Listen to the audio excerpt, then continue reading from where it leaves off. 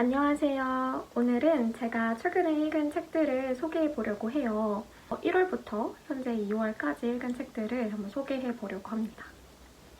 올해 첫 책으로는 작년 12월 말부터 읽기 시작한 책인데요.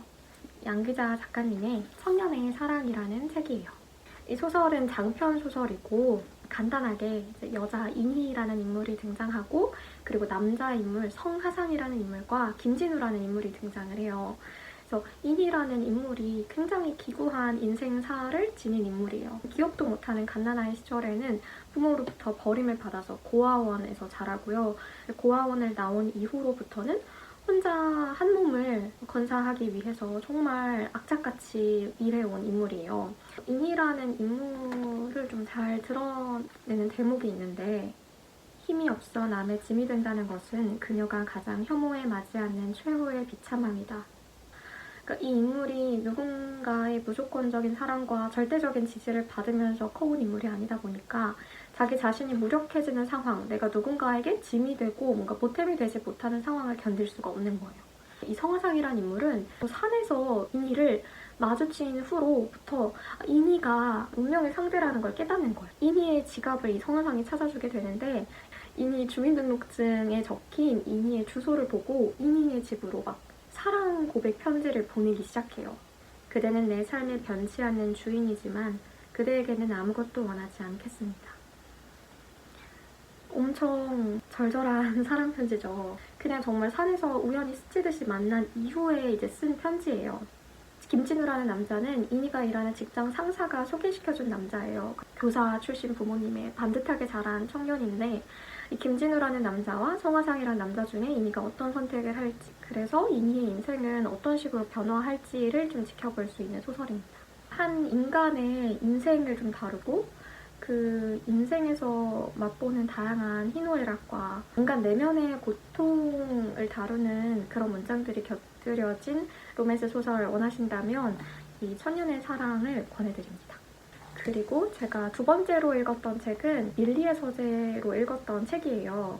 코이케 류노스케의 초역 부처의 말입니다. 이 책은 최근에 엄청 서점가에서 핫한 책이에요. 되게 랭킹도 엄청 많이 올라간 그런 역주행한 도서인데 왜 그런 거 하니 뉴퀴즈라는 프로그램에서 라이브 원영양이 이 책을 언급했더라고요. 저는 이 책이 단순히 내 마음을 다스리는 법에 대해서만 알려주는 책이 아니라 나 자신과 또 나를 둘러싼 세계를 어떠한 태도로 대해야 하는지를 일러주는 지침서 같은 책이라고 느꼈어요. 그래서 그 좋았던 부분을 좀 잠깐 읽어드리자면 바람이 아무리 거세게 불어도 산은 꿈쩍하지 않습니다. 그러한 산의 모습을 배워서 타인이 나쁜 놈이라 비난해도 멋진 사람이라 축혀 세워도 한 귀로 흘려듣고 흔들림 없이 마음의 평온을 유지하세요. 비난받고 힘들어지면 마음이 폭주하여 자유를 잃습니다. 축혀 세워져 들뜨게 되면 역시 마음이 흐트러져 자유를 잃습니다. 어떠한 바람이 불어와도 산처럼 묵묵히 받아 넘기면 당신의 마음은 언제까지나 자유로울 것입니다. 그리고 되게 웃겼던, 재밌었던 부분도 있었어요. 나는 당신의 친구라고 부끄럼 없이 말하면서 정작 그가 할 수 있는 일을 부탁해도 아니, 지금은 마침 너구리를 키우고 있어서 바쁘다. 는 식의 핑계를 대고 아무것도 하지 않는 사람. 이런 사람은 친구가 아니므로 멀리하세요. 이 너구리를 키우고 있다는 표현이 너무 웃긴 거예요. 왜 하필 너구리일까요? 이 대목이 너무 재밌었어요, 저는. 이 책 진짜 추천하고요. 그 다음에 이제 읽은 책은 한강 작가님의 채식주의자예요. 채식주의자 리마스터판으로 이 표지로 읽었고요. 채식주의자는 많은 분들이 아마 읽어보셨겠지만 어느 날부터 갑자기 고기를 먹지 않겠다고 하는 아내 영애의 이야기로 이제 시작을 해요. 이 소설은 굉장히 한강 작가님 특유의 그런 섬세한 문장들로 이루어져 있어서 필사하기에 진짜 좋은 책이라고 느꼈거든요. 문장력을 강화하거나 묘사하는 법을 배울 때에도 되게 도움이 되겠다 싶은 그런 책이었어요. 좋은 문장들 이제 메모해둔 걸 한번 읽어보자면 내가 뭔가의 뒤편으로 들어와 있는 것 같아. 손잡이가 없는 문 뒤에 갇힌 것 같아. 아니, 어쩌면 처음부터 여기 있었던 걸 이제야 갑자기 알게 된 걸까? 어두워. 모든 것이 캄캄하게 뭉개어져 있어. 이 문장들이 되게 와닿았던 게 고립감을 내가 뭔가의 뒤편으로 들어와 있는 것 같아. 그러니까 우리가 정면이라고 하면 보이는 곳이잖아요. 근데 그게 아니라 내가 외부의 광장에 놓여 있는 게 아니라 내가 뭔가의 뒤편으로 들어와 있는 것 같다. 그리고 그 부분을 또 한 번 이렇게 부여 설명해요. 손잡이가 없는 문 뒤에 갇힌 것 같아. 그러니까 그냥 손잡이가 있어서 내가 언제든지 문을 열고 나갈 수 있는 그런 방이 아니라 손잡이가 없는 문인 거예요. 얼마든지 다른 사람들은 드나들 수 있는 그런 곳인데 나 혼자만 그 문이 있는 걸 보고도 그 문에 손잡이가 없어서 나갈 수 없는 거죠. 그래서 영애라는 인물의 고립감을 이 손잡이가 없는 문 뒤에 갇혔다. 뭔가의 뒤편으로 내가 들어와 있는 것 같다라는 문장으로 너무 묘사를 잘 해두어서 이 문장이 되게 와닿았던 것 같아요. 그리고 어떤 고함이 울부짖음이 겹겹이 뭉쳐져 거기 박혀있어. 고기 때문이야. 너무 많은 고기를 먹었어. 그 목숨들이 고스란히 그 자리에 걸려있는 거야. 틀림없어. 피와 살은 모두 소화돼 몸 구석구석으로 흩어지고 찌꺼기는 배설됐지만 목숨들만은 끈질기게 명치에 달라붙어 있는 거야. 그러니까 내가 이제까지 먹은 고기가 그냥 먹고 소화돼서 배설이 된 게 아니라 고기들이 내 입에 들어오기까지의 그 사륙의 과정들이 내 명치에 걸려있다는 거죠. 그래서 이 문장도 되게 좋았고 그 다음에 영애 언니의 시선이 이제 3부에 좀 담겨요. 저는 이 3부가 정말 좋았어요. 문득 이 세상을 살아본 적이 없다는 느낌이 드는 것에 그녀는 놀랐다. 사실이었다. 그녀는 살아본 적이 없었다. 기억할 수 있는 오래전의 어린 시절부터 다만 견뎌왔을 뿐이었다. 또 몇 페이지 뒤에 그녀는 이미 깨달았었다. 자신이 오래전부터 죽어 있었다는 것을. 그녀의 고단한 삶은 연극이나 유령 같은 것에 지나지 않았다는 것을. 이것도 아까 앞서서 읽은 문장이랑 비슷한 맥락의 문장이죠. 그래서 이 문장도 되게 좋았고 산다는 것은 이상한 일이라고 그 웃음의 끝에 그녀는 생각한다. 어떤 일이 지나간 뒤에라도 그토록 끔찍한 일들을 겪은 뒤에도 사람은 먹고 마시고 용변을 보고 몸을 씻고 살아간다. 때로는 소리내어 웃기까지 한다. 뭔가 살아간다는 게 참 이상하죠. 그래서 이거는 한강 작가님이 생각하는 삶이 어떤 건지 그리고 삶의 고통은 또 어떤 건지를 좀 알 수 있는 그런 문장이었고 인간 내면의 고통을 너무 무서울 만큼 잘 쓴 그런 소설이어서 저도 필사를 해보려고 해요. 이 소설이 특히 또 좋았던 이유는 사실 현대인들이라면 누구나 내면의 고통을 지니고 있잖아요. 그러니까 최근 현대인들이 느끼는 많은 고통, 되게 인간의 내면을 뒤흔들어서 실제 내 손발이 다친 건 아니지만 사지가 다 잘린 것처럼 아무것도 할 수 없게 한 인간을 마비시키는 방식으로 고통을 주고 있는 거죠. 나 자신이 나 스스로를 괴롭혀 본 적이 있는 사람이라든가 아니면 타인이나 외부로부터의 내면의 공격을 당한 적이 있는 사람이라면 이 한강 작가님의 소설을 읽었을 때 상황은 다를지라도 충분히 공감하면서 읽을 수 있다고 생각해요. 이 책도 재밌게 읽었습니다. 그리고 그 다음에 읽은 소설로는 치치새가 사는 숲이에요. 이 책을 제가 교보에서 이제 친구를 기다리면서 읽기 시작했다가 너무 재밌는 거예요. 그래서 제가 이 책을 읽으면서 한 메모를 잠깐 보면은 200쪽이 안 되는 짧은 분량의 장편 소설이고 이야기는 예상치 못한 방향으로 전개되며 표현 또한 너무 적나라해서 충격받을 수 있다.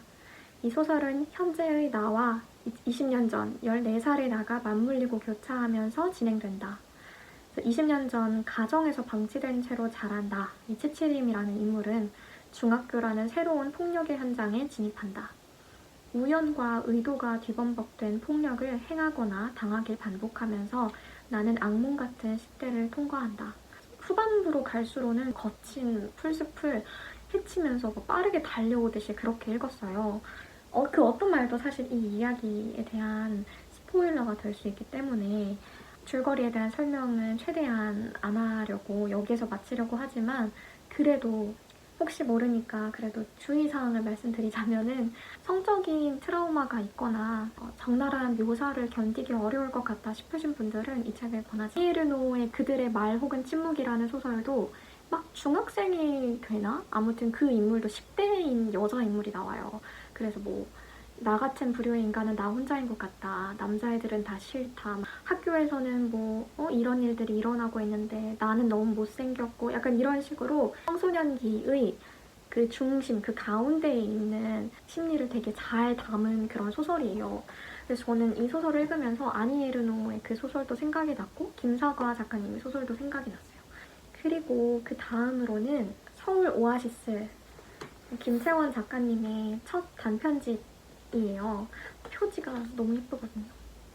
이 소설은 1월에 발간이 됐어요. 그래서 나온 지 진짜 얼마 안 된 따끈따끈한 그런 소설집이고 저는 이 소설이 되게 좋았던 점이 아주 호흡이 긴 산문시처럼 되게 조곤조곤한 분위기의 소설이에요. 사실 우리가 소설을 읽는 독자들이 흔히 기대하는 사건이라든지 강력한 갈등이라든지 그런 건 없어요. 그래서 다소 좀 지루하고 좀 루즈하다고 느껴질 수도 있는데 시를 좋아하거나 좀 아름다운 문장을 좋아하는 그런 분들이라면 되게 좋게 읽을 것 같아요. 되게 좋았던 문장들이 정말 많았거든요. 진짜 좋았던 것만 한번 꼽아서 이야기를 해볼게요. 나는 날이 밝으면 내 몸 곳곳에 숨어있는 어두운 기억들이 겁을 먹고 단번에 죽어버릴까봐 두려웠습니다. 단지 그 기억들만이 나를 살게 한다고 생각했으니까요. 저도 한때 내가 다른 사람과 교류하지 않고 나 안에서 철저히 고립되면서 그 상태가 제일 안락하고 편안하다고 느꼈던 것 같기도 하거든요. 불행이나 우울은 어쩌면 아주 매우 중독적일 수 있겠다 그런 생각을 하곤 했었는데 이 문장이 제가 느꼈던 그 감정이랑 되게 비슷해서 너무 좋았거든요. 주인공은 이 이야기의 주인공이기 때문에 행운을 발견하려면 반드시 불운이 필요하다는 것을 알고 있다. 우리가 어떤 드라마를 보거나 영화를 볼 때에도 얘는 죽지 않아? 이런 식으로 저희가 주인공을 어느 정도 믿고 지켜보잖아요. 주인공이라는 이유만으로. 영화나 드라마 속의 주인공을 바라보는 그 시선을 저는 나 자신을 지켜보는 시선에도 적용을 해야 한다고 생각을 해요. 그런 점에서 이 문장이 너무 좋았고 그 다음에는 제가 이제 동화책을 읽었어요. 여름의 선이라는 동화책이랑 여름제비라는 동화책을 읽었는데 동화책은 제가 나중에 좀 좋았던 동화책들만 따로 모아서 영상을 만들도록 할게요. 그리고 그 다음에 읽었던 소설은 브람스를 좋아하세요인데 책을 다른 곳에 제가 둔 것 같아요. 그래서 지금 책은 없고 제가 그냥 핸드폰에 메모해둔 것만 읽으면서 볼게요. 충격적이었던 게 여러분 사강이 이 소설을 24살에 썼다는 걸 알고 계셨나요? 24살이라는 나이에 어떻게 폴과 로제의 심리를 이렇게 섬세하게 썼지? 그렇게 놀라웠더라고요. 좋았던 문장들을 말씀드려보자면 생전 처음으로 그녀는 자신이 불가피하게 상처 입히지 않을 수 없는 누군가를 사랑한다는 데에서 오는 끔찍한 쾌감을 경험했다. 그 다음에 그녀는 그를 끝까지 밀어붙여보고 싶은 충동을 느끼다가 이어 그런 잔인성을 뉘우쳤다. 그런 잔인성, 곧 복수에 대한 불합리한 요구는 그녀 자신의 슬픔의 이면이었을 뿐 시몽은 그런 대접을 받을 이유가 없었다. 이 폴이라는 인물이 로제라는 남자랑 되게 오랫동안 연애를 해왔어요. 근데 이제 이런 폴과 로제의 관계에 시몽이라는 변수가 등장하게 돼요. 폴이 오랫동안 만나온 로제라는 이제 연상의 남자와 시몽이라는 아주 어린 남자 사이에서 어떤 선택을 하는지를 좀 지켜보게 되는 그런 소설인데 200쪽도 안 되는 이 소설에 프랑수아즈 사강이 말아주는 삼각관계를 맛볼 수 있다? 너무 괜찮죠, 그쵸? 그래서 이 책도 나쁘지 않게 읽었습니다. 그리고 마지막 책이에요, 벌써. 김지연 소설가의 조금 망한 사랑이라는 소설집입니다. 굉장히 유머러스하면서 또 자조적이면서 재치 있는 그런 문장들이 너무 좋았어요. 그리고 김지연 작가님 소설에는 항상 너무나도 현실적인 요즘 세대의 청년들이 등장하거든요. 김지연 소설 속 인물들의 특징은 현대 우리 사회가 정해놓은 어떤 정상성이라는 그 틀에서 좀 묘하게 어긋나 있는, 벗어나 있는 그런 인물들이 많이 등장을 해요. 좋았던 문장들을 보면 이불을 개면서 더는 만나지 않는 친구가 어디에서 무엇을 하며 살아가고 있는지 궁금해한다. 아무한테도 말할 수 없었던 사정은 조금 나아졌는지, 모두에게 상처를 주며 잠적해야만 했던 일에서는 벗어났는지, 무슨 일을 하며 사는지, 잘 지내는지, 건강한지, 아픈 데는 없는지, 아무리 고심해봐도 나로서는 그런 질문들에 답을 내릴 수 없고, 그 답을 아는 사람들이 그의 곁에 있기를 바라다가도 이내 그렇게까지 할 필요는 없다고 생각하며 고개를 저어버린다. 그 다음에 가능한 밝은 어두움이라는 단편에 있는 문장인데, 이 어두운 골목에서 슬픔은 너무 밝아 늘 들키고 만다. 슬픔이라는 게 굉장히 어떤 어두운 감정이라고 생각하는데, 이 문장을 보면 슬픔은 오히려 밝은 감정인 거죠. 그리고 마지막에 수록된 단편인데, 유자차를 마시고 나는 쓰네라는 단편. 저는 이 단편이 되게 좋았거든요. 감동이기도 했고, 사람은 지극히 행복할 때 느닷없이 슬퍼질 수도 있다는 것을 이제는 나도 알지만 이라는 문장도 있고, 그리고 엄청 좋았던 부분이 283쪽에 사는 게 너무 달아. 그 사는 게 너무 달다라는 이 대사랑 후에 이제 유자청을 만들거든요. 여기 나오는 인물들이 이제 유자청을 만드는데, 그 유자청을 담그고 그 유자차를 이제 마시는 장면에서, 맨 마지막 장면에서 맛있다. 달지? 응, 달아. 너무 많이 달지는 않아? 왜 어때서? 유자차인데 너무 달아야지. 유자차인데 너무 달아야지 라는 게, 유자차니까 너무 달아도 괜찮아 이런 거잖아요.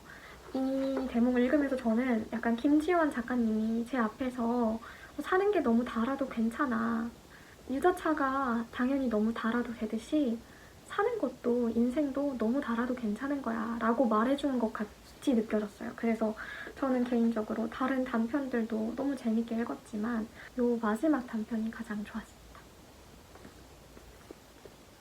이렇게 해서 제가 최근에 읽은 책들을 전부 소개해봤고요. 9권을 읽었지만 동화책 2권을 제외하고 총 7권의 책을 소개해드렸어요. 그래서 여러분들도 이 책들 읽어보시고 어떻게 읽었는지 남겨주시면 너무 좋을 것 같고요. 또 이 책들은 아니더라도 여러분들이 지난 1, 2월에 재밌게 읽은 책들을 댓글에 남겨주시면 저도 재밌어 보이는 책 또 제 장바구니에 담아서 읽어보도록 할게요. 영상 봐주셔서 감사하고 저는 또 다음 영상으로 돌아오도록 하겠습니다.